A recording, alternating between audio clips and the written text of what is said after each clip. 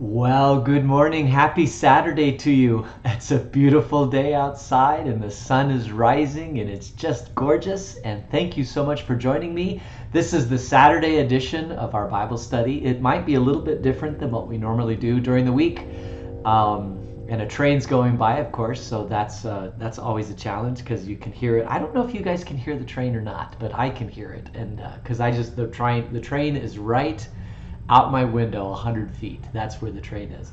And so I hear it. I have no idea if you do because this is a cardioid microphone. Anyway, welcome to you, and I pray that God blesses your weekend, and it's so exciting to be with you today. We actually have two birthdays this weekend, none today, but we have two tomorrow. Kelsey Newell, happy birthday to you, and Heather Bursbach, happy birthday to you. So if you see them or talk to them, make sure you wish them a happy birthday. Send them a great birthday greeting. And other than that, we are in a Bible study that's looking at the mission and vision of our church, and we're looking at various Bible verses. And we've been going Monday through Saturday. And on Saturday, I'm not constrained to go to the church and say hi to the kids as they come to school. So I have a little bit more leeway as far as time goes, but I don't necessarily want to necessarily take that, but I do. There's a bunch of things I want to get into today. So what I'd like to do is just go ahead and get into the Bible study. So this is episode 11 of our Bible study on life-changing connection. And this is a study to look at the mission and vision of our church and figure out where God's leading us. And also to take some time to pause and reflect during Lent on our calling as a church and to continue to pray for our church and to rest a little bit. Because Jesus went into the wilderness and rested for 40 days, and then he came out of that and went into 3 years of public ministry. And so my prayer is that we spend 40 days resting and praying and asking God's wisdom and guidance. And then coming out of that, we do the things that we would like to do so that we can launch in November. So that's kind of where we are on this. And this is episode 11, so we're about 25% through this. And I just wanted to recap a little bit of where we've been. We looked at the mission and the vision of our church. And the mission is to make loving disciples. The vision is to be a life-changing connection. Be a life-changing connection to Christ in our world. And we looked at how he is the vine and we are the branches. And the goal is to connect people to Jesus. We looked at the Good Samaritan story, the parable that Jesus told to talk about what love looks like. And so I think what I'd like to do is actually this morning, I'd like to go back to that. Let's just read that real quick. This is from Matthew 28, 18 through 20. Then Jesus came to them. This is after he rose again. Jesus came to them and he said, "All authority in heaven and on earth has been given to me. Therefore go and make disciples of all nations, baptizing them in the name of the Father and of the Son and of the Holy Spirit, and teaching them to obey everything I've commanded you. And surely I am with you always to the end of the age." This is our calling as a church, to make disciples. Why? Jesus says, "All authority in heaven and on earth has been given to me. Therefore, go and make disciples." The reason why Jesus says all authority is because now that he is risen from the grave, he is taking back the earth for himself. But he can't do that by himself. He needs disciples. And the disciples of Jesus are to go and love the earth and redeem the earth. And the Satan is like a roaring lion prowling around the earth, seeking whom he may devour. Our own human nature and our sinful condition is one that will destroy the earth. And so Jesus is redeeming the earth. And the way he's redeeming the earth is by by his church, the ecclesia, the called out ones, going out and roaming the earth also, but fighting back against the evil natures or the sinful nature of humankind. And that is done by making disciples. And a disciple is one who follows Jesus. And that's the whole thing. We are called to make disciples. Now, how did the early church do that? Well, we've been looking at this all week, but it's basically from Acts 2:42 through 47. They devoted themselves to the apostles' teaching and to fellowship, to the breaking of bread and to prayer. And everyone was filled with awe at the many wonders and signs performed by the apostles. All the believers were together and had everything in common. They sold their properties and possessions to give to anyone who need. Every day they continued to meet together in the temple courts. They broke bread in their homes, and they ate together with glad and sincere hearts, praising God and enjoying the favor of all the people. And the Lord added to their number daily those who were being saved. So you get this picture of the early church that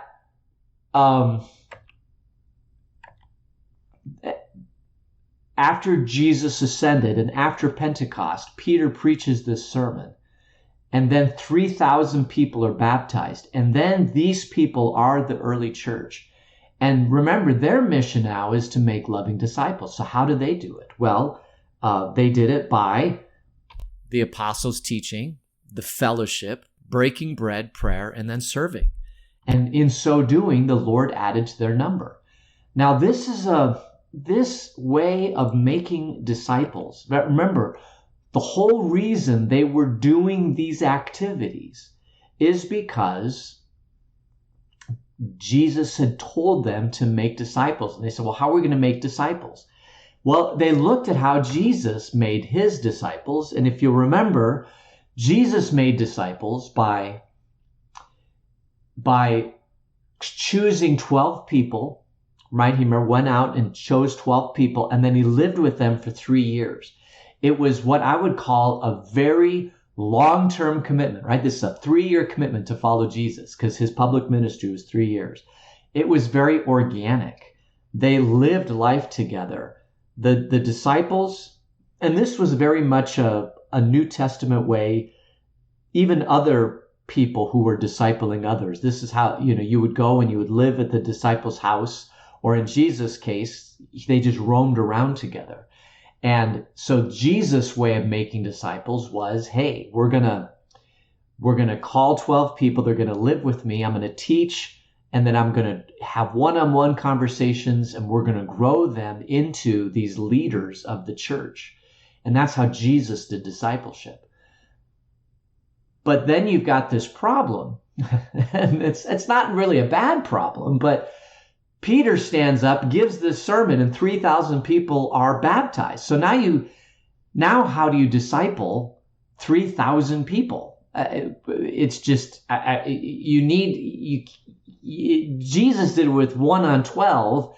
Now Peter has 3,000, and how are they going to do it? So the early church said, well, the way we're going to do it was we're going to continue to meet together, on a daily basis. Jesus met together on a daily basis, so we'll meet together on a daily basis. And we're gonna have some apostles teaching. We're gonna fellowship, right? Jesus had lots of fellowship with his disciples. So the apostles teaching, fellowship, breaking of bread, and we'll get into breaking of bread in a later episode. But that is breaking bread is a kind of a fellowship meal that they got together and really got into each other's lives. And then to prayer, they prayed for each other. They prayed together constantly. And then they pooled their resources together to love the community around them. Jesus loved his community by healing people, right? He would walk along, he'd see a lame person, and he would heal that person. And that's kind of how Jesus loved. Well, when the early church got together, they loved the community by serving the community around them. And so that's kind of what they did. That's how they did it. And so they got together for the apostles' teaching, fellowship, breaking bread, prayer, and then they served the community around it. It's kind of their vision of how Jesus did it, but because they had 3,000 people that they had to disciple. I mean, they had to create some organization and some structure. And so that's what they did. But when Paul came along, Paul realized that the gospel had to spread outside of Jerusalem. And so he went on missionary journeys, but he couldn't spend 3 years. And so basically what he did is he kind of went into a community, set up structure, leadership. He taught some people, he created positions, and he created a lot of organizational structure and things like that. And then he would leave, and then he would go do this to another community.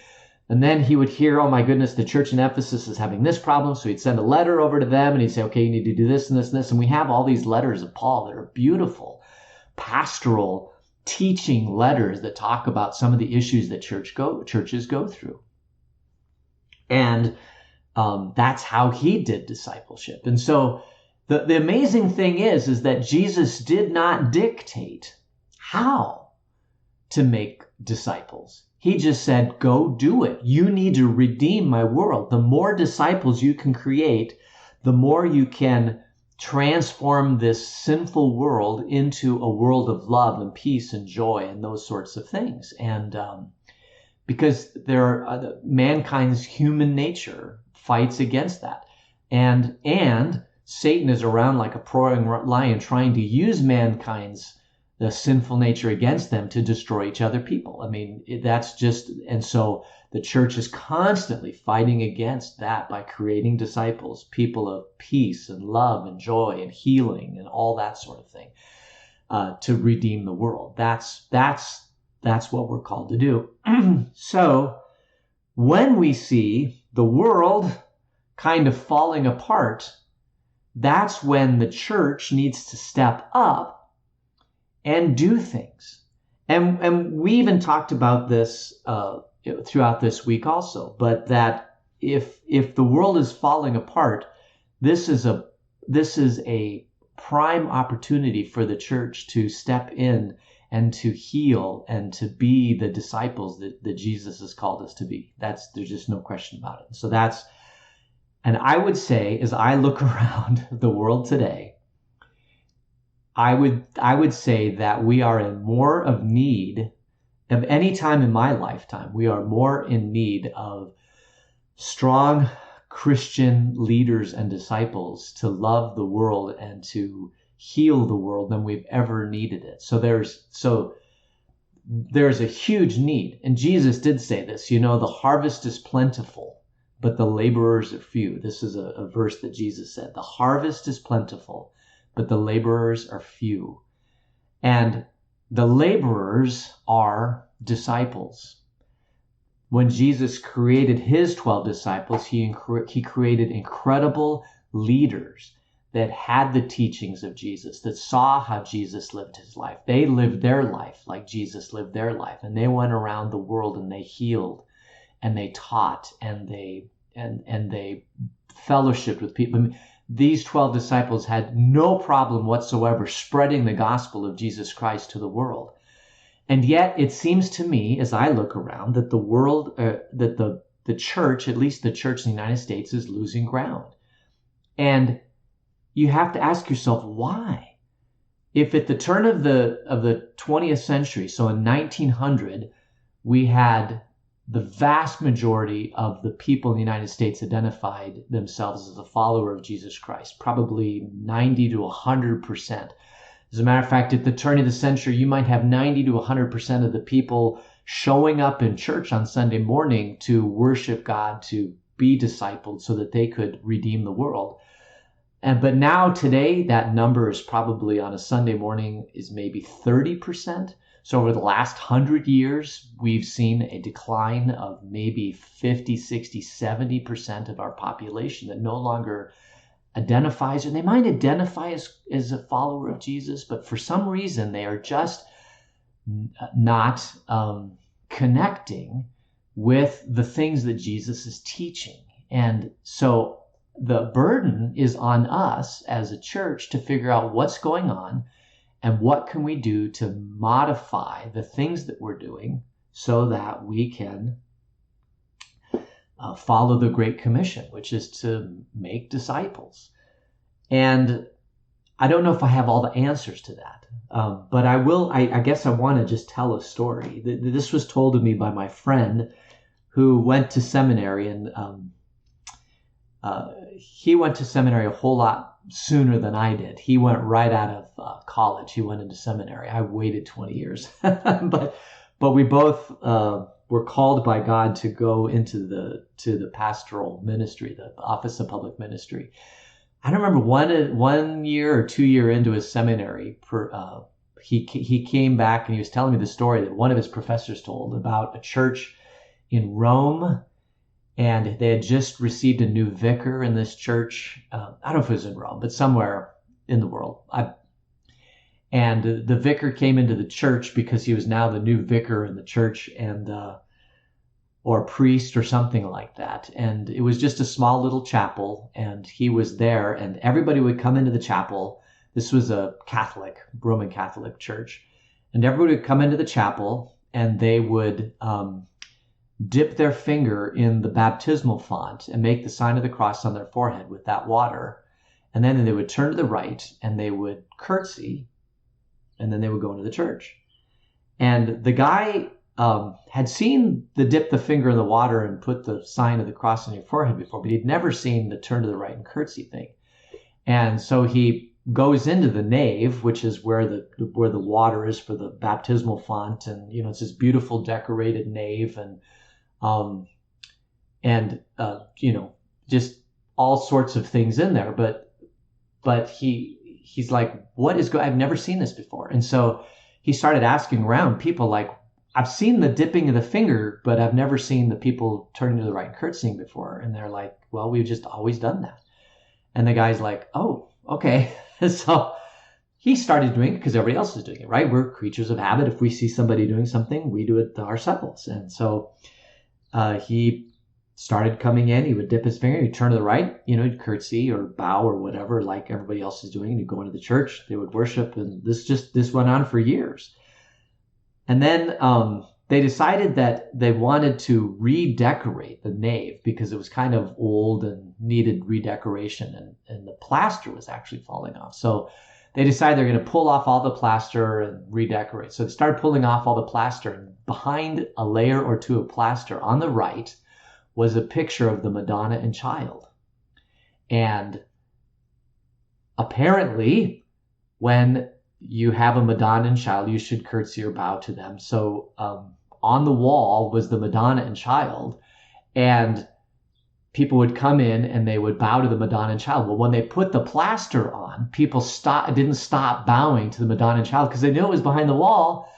But over years and years and years, people started doing things that people started bowing to the Madonna and Child, even though they couldn't see the Madonna and Child. And this is kind of a metaphor for the church. Like there's a lot of time and energy and emphasis put on things that we don't even remember why we're doing it and how it started, but we're afraid to change it because everybody else is doing it and we're not sure. And we've talked about this a little bit in the last week. And what this illustrates is that a church should constantly look at the activities that they're doing, how much money, how much time, how much emphasis they're spending on various activities. And if it is serving the purpose of creating disciples in the current culture with the current medium and the people in it, then they should continue to do it. If it's not, then it should probably be modified. And new programs and new ways of reaching and things should be done. The problem is, and we've talked about this, is that the church has a hard time making change because we feel comfortable with the things that we're doing, and we feel uncomfortable whenever a change is made. And whenever a church is more concerned about doing things the way they've always done it, as opposed to being concerned about, are the things we're doing actually serving the goal of making disciples, that's when a church will start the slow downhill slog to ineffectiveness. Because the culture and the society and the ways of doing things always change. But the mission of the church never changes. The mission is to make disciples. So even right now, I am using a brand new medium and technology called Facebook Live, right, to effect change, to help disciple people. And many churches around the United States are realizing the powerful medium of social media and Facebook and YouTube and that sort of things to do teaching. And there are probably ways to use these methods for the 5 things that we need to do. Remember, the 5 things are apostles' teaching, fellowship, breaking of bread, prayer, and then using our gifts to serve the world around us, to heal the world around us. And so the question we have to ask ourselves is how can we use these mediums more effectively to do that? And so the church, this is just, the pandemic has really caused a lot of churches to stop and think and say, are some of the old things are they still effective? And if they are, great, let's keep them. And if they aren't, man, let's just, purge some of because anything that you're doing is at some level taking resources away from things that could be more effective. So if you're doing something that's completely ineffective, then absolutely you should stop and put those resources somewhere else. But if you're doing something that's completely effective, then you should continue doing that. And the hard part is, it's not even change, actually. The hard part is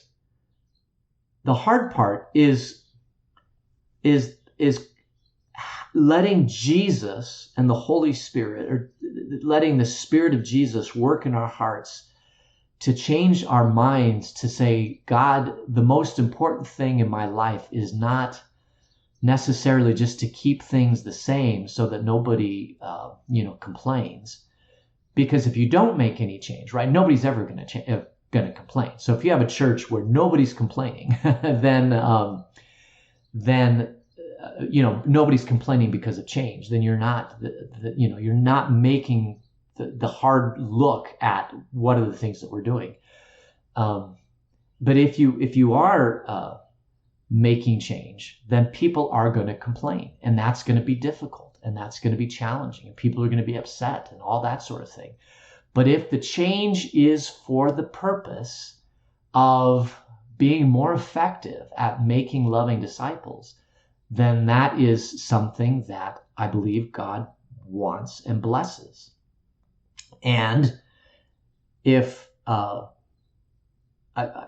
this is just something that I've come to believe, is that if a church never changes, and if a church becomes ineffective, then you're going to have people complaining and grumbling, but they're going to be complaining and grumbling for a completely different reason. They're going to be complaining and grumbling because the church is being ineffective, resources are drying up, programs, it's hard to get people activated for particular ministries, because it's hard to activate a person into a ministry if the ministry is ineffective, right? So all of these things work together to creating a grumbling of people because the church is in decline, and the programs are in decline, and the processes are in decline, and people are unhappy, and then people don't understand why they're unhappy, and people start to argue, and our human nature comes out in those areas. And so my prayer for any church is that if people complain and grumble, it's because at least you're trying to do things that, restructuring and reprogramming things so that you're effective. You're trying to make change that makes discipleship better. And I believe that when you do that, I believe that at some level God is pleased, because you're following His commission. You're putting the mission of God, which is to make loving disciples, ahead of everything else. And everything else becomes subservient to that mission. And when you do that, and when everybody in the congregation has that mindset that we're not here necessarily to make people comfortable, we're here to forward the mission of the church, I think that's where you get a healthy, vibrant, loving, kind, compassionate, effective church in the world. I've heard it be called the difference between a battleship and a cruise ship, right? In a cruise ship, everybody's comfortable. You can get all the meals whenever you want, and you can sit on the deck and you can enjoy the view of the ocean and feel the breeze and all that sort of thing. Everything's great. Or a battleship is where everybody's mobilized and activated to fight the battles that are ahead, right? And you may or may not have heard that illustration before, but that's kind of the difference between two churches. And the great thing is that Jesus never dictated anything. When he said, go make disciples, he did not, all he said was by baptizing and teaching. That's it. He didn't say, here's the structure that you need to have, and here's, the 5 steps you have to follow and the 6 positions you have to have and all that sort of thing. He doesn't care. All he cares about is that you make disciples. When he did it, he called 12 people from in his group, and he discipled them for 3 years. And the problem with that is that in order to do that, you need somebody who is effective at a whole lot of areas of life. They have to be able to teach. They have to be able to, live life with 12 people together. And they're just, now if you're a parent and have children, of course, you can make disciples in their life because you're living life together. And so we as a church have to help train and equip parents so that they can be great disciple makers of their kids. Parents are going to have to be disciple makers, right? And we've done that. The church has done that forever. And if we have parents that did not grow up being discipled by Jesus and they're fresh at it, then they have to learn different skills. And we as a church need to teach them differently so that they can disciple differently. Maybe the old method doesn't work, and the new method of, hey, let's disciple the parents first and then encourage them to disciple their children secondly, maybe that's how we should do it, as opposed to just naturally assume that these parents grew up in Christian homes and know how to disciple, because maybe they don't. Maybe we need to have a conversation with parents like, where's your walk? How much discipleship did you get growing up? And then build upon that to give them the programs and the things that they need so that they can disciple. So that's one way of doing it. The early church did it by gathering together in small house churches. We talked about this week, in small communities, and they grew together and they lived together. The problem with that is that as they grow, as they're more effective, then you have to create more house churches. And anytime you create a house church, that's change because part of the group is splitting off. And now, there's turmoil and everybody's upset. I want to be with this friend and I want to be with this friend, but they're now in 2 separate house churches and I don't know. I have to choose between one, and you're upset because you have to make a change and you don't like that change. And yet, deep down that if the church is going to continue to grow, you're going to have to split and you're going to have to make a choice, and it's going to be painful and it's going to be uncomfortable. But that's just the way that the church grows. And if a church is static, and it's not making any change, then it's not growing. And it's I'm not sure how effective it's being. And so the calling of Jesus is to grow and to change and to make disciples and to make the hard decisions, to do things differently. And I think I said this yesterday, is that if a church puts the mission first and everything else is secondary to the mission, and if the church says, we're going to allow some change because we think it might be more effective in the mission, and they have that kind of mindset, then when change happens, at least the leadership of the church can look around and say, yeah, this is uncomfortable and we're going to love people through the change, but we're going to make this change and pray that God blesses this change. If it doesn't work, if a church is, willing to change, then, we'll change again. We'll change again. I mean, obviously, you want to put some level of planning into it so you're not constantly changing, because people do kind of expect some level of continuity from Sunday to Sunday or week to week. And so you should have a group of people saying, okay, is this a good change? Is this a bad change? And we're going to actually talk about this in a later episode, or actually probably a later 4 or 5 episodes, as to how Paul did it. But the bottom line is that a church should embrace the fact that change is inevitable. And the only person that doesn't change is Jesus Christ. The things of God do not change. He is never changing. He is the thing that we can hold on to that never changes. Everything else is secondary. Everything else, if you've got Jesus in the center of your congregation, you say, you, Jesus, never change. But because you want us to make disciples in the world around us, we're willing to do whatever it takes to make that. In my opinion, friends, that is a healthy church. And if the church is losing ground in the United States today, it's not because there's not a need. I just was with a group of people that loving 20s, they were in their 20s, right? And they have friends that they go to college with or that they work with. And they're associating with people that are destroying themselves, that are doing things that are not helpful to their own human condition. They're preying upon the worst of the human condition around them.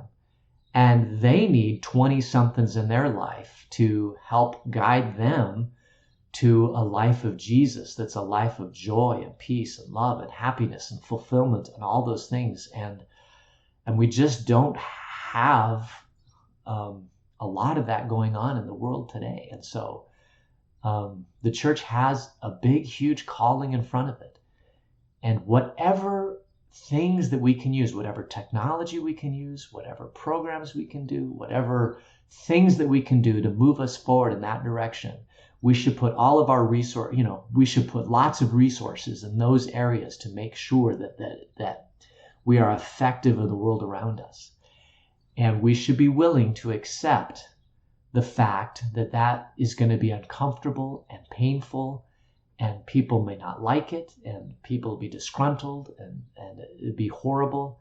But the mission of the church to make disciples has to be in the forefront. It has to be in the forefront. All right, so I'm kind of at a stopping point, so I think I'll stop there. And if you are just picking up this episode, you can go back and look at other episodes. And I think I may post at some point kind of what the episodes are and kind of what the synopsis of each episode is. So if you have a desire to go back and look at those episodes, you could certainly do that. And yeah, I think we'll close in prayer. Dear God, help us to be faithful to your mission, to make disciples through the power of Jesus and your Spirit. Amen. All right, so thanks for joining me today, and we will not meet tomorrow. It's Sunday, but we will meet on Monday, and we will continue this discussion. And may God richly bless what's left of the weekend, and we'll talk to you later. Take care. Bye.